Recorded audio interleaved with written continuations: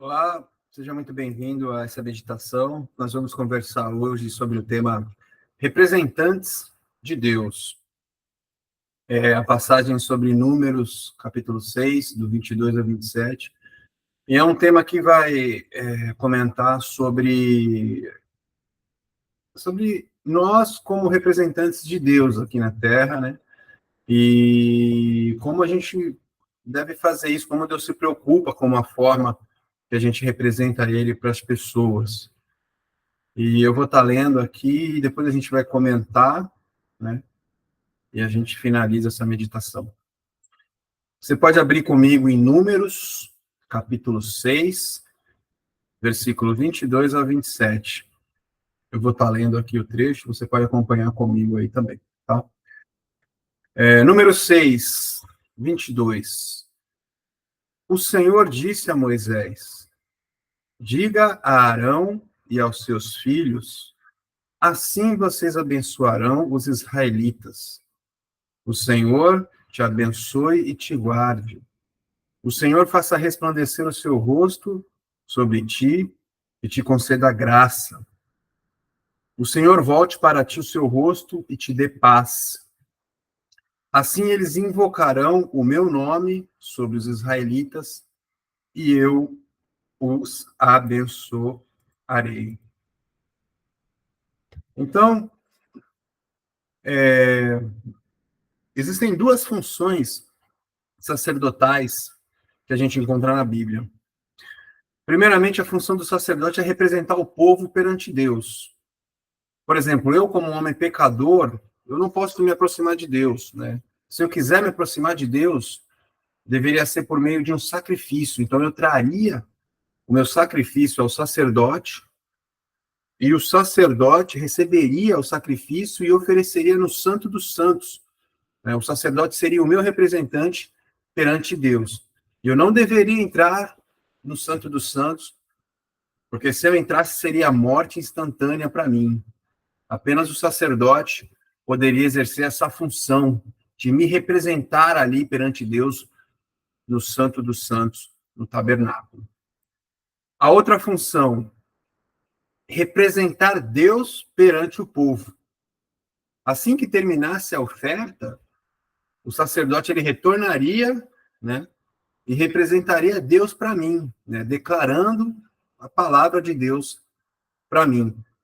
Então, seriam basicamente essas duas funções: representar o povo perante Deus e representar Deus perante o povo.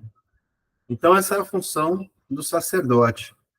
E é algo realmente incrível você poder representar a Deus perante o povo, perante as pessoas. Porque as pessoas vão desenvolver conceitos de Deus nas vidas delas, as quais elas verão em você, né? As ideias daquilo que elas veem na vida daquele que o representa, né? Que representa a Deus. Então é uma responsabilidade difícil, mas é excelente de estar desenvolvendo as pessoas por meio de representar Deus para elas. E Deus ele se preocupa muito com a maneira que nós vamos representá-lo perante as pessoas. Entretanto, teve um problema ali que aconteceu ali no decorrer, né, do chamado da vida de Moisés. Ao liderar o povo da prisão, da escravidão no Egito, em caminho à liberdade, em caminho à terra prometida por Deus, em um determinado ponto, o povo ele ficou com sede, ficou sedento. E Deus disse a Moisés: pega a sua vara e fira a rocha, e a água sairá da rocha. E dessa forma foi feito, e a água saiu, e o povo sedento matou a sua sede e se reanimou, se reavivou. 40 anos após, 40 anos ali, após esse evento ali, o povo murmurando, reclamando também por esses 40 anos, novamente veio uma sede, veio uma seca, e começaram a reclamar a Moisés: por que demos ouvido a você? Muito melhor era a gente ter ficado no Egito. Você nos trouxe para este lugar para nos matar de sede. Não seria melhor ter morrido naturalmente no Egito? Então Moisés foi na presença de Deus e abriu o coração dizendo que estava cansado. Ó Deus, eu não aguento mais esse povo reclamando todos esses anos no meu ouvido. Eu estou completamente esgotado. E o que Deus disse a Moisés?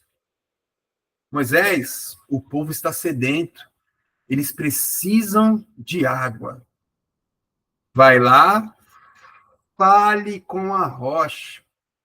Deus disse, vai, fale com a rocha para que saia água. Então Moisés foi representar Deus perante o povo, só que ele ainda estava raivoso com o povo, por causa do excesso de murmuração. E também Moisés começou a reclamar com o povo, chamando os israelitas de diversos nomes. Até quando vou aguentar esse povo no meu ouvido? Então Moisés foi até a rocha, que ele deveria falar, só que ele foi e feriu a rocha, com raiva. A água, ela veio. Então Deus chamou Moisés para conversar. Moisés, por um acaso eu estou com raiva do povo? Eu estou com raiva porque o povo está com sede? Moisés diz, não, Senhor. Você me representou gritando, raivoso. Eu não estou com raiva. Moisés, eu te mandei bater na rocha dessa vez? Não, era para falar com a rocha, respondeu. E isso gerou algo ruim ali, no determinado, na completidão do chamado de Moisés. Más notícias devido à má representação. Moisés fez uma má representação de Deus. A vida inteira dele liderou os israelitas para entrar na Terra Prometida. Só que Deus não ia deixar agora Moisés entrar mais na Terra Prometida. Por quê? Porque Moisés representou Deus de uma forma ruim perante o povo. E Deus trouxe essa informação para Moisés e disse a Moisés, assunto encerrado, não traga mais a mim esse assunto. Uma libertação de um povo que se tornaria algo de importância histórica para toda a humanidade. 1 Coríntios 10, 11 cita que essas coisas aconteceram a eles como exemplos e foram escritas como advertências para nós, sobre quem tem chegado o fim dos tempos. Então, em meio a representações, tipologias bíblicas, essa vida de prisão no Egito, ela representa um modelo de nossa vida de prisão no pecado. Até mesmo o fardo pesado, dia a dia. Assim como o sangue nas portas representa o sangue de Jesus que nos traz vida da morte.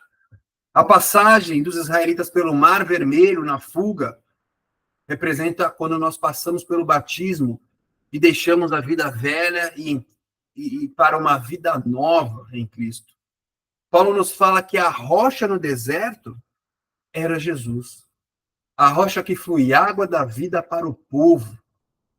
Quem tem sede, venha e beba. Água da vida.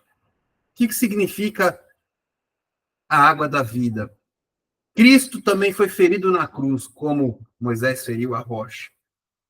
Por meio da agonia do Salvador na crucificação, gerou-se a água da vida, que reaviva a todos nós cristãos. Por Cristo ter sido ferido na cruz, e uma vez ferido, ele jamais passaria por aquilo novamente. Para receber a água da vida de Cristo, tudo o que precisa fazer é o que nós falarmos. Peçam e receberão. A Bíblia nos diz que Jesus morreu por nós uma vez por todas, nos livrando da condenação. Mas Moisés, ao bater na rocha pela segunda vez, ele foi contrário a todo o simbolismo, foi contra toda a analogia que Deus estava construindo ali. Então foi uma ofensa muito séria de uma má representação de um homem de Deus que custou algo a Moisés por toda a sua vida. Nós, cristãos, fomos feitos um reino de sacerdotes. Deus nos chamou para sermos sacerdotes, para representá-lo.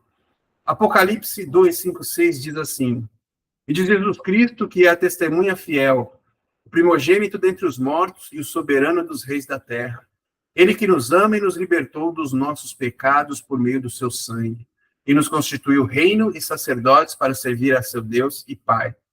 Como cristão, como representante de Deus, nós temos as nossas responsabilidades de ir a Deus interceder por esse povo e de representar a Deus nesse mundo perdido.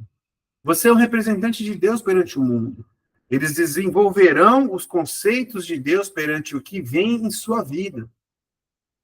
Só que muitas vezes nós deixamos de representar a Deus ao deixar os nossos sentimentos tomarem a frente da nossa responsabilidade.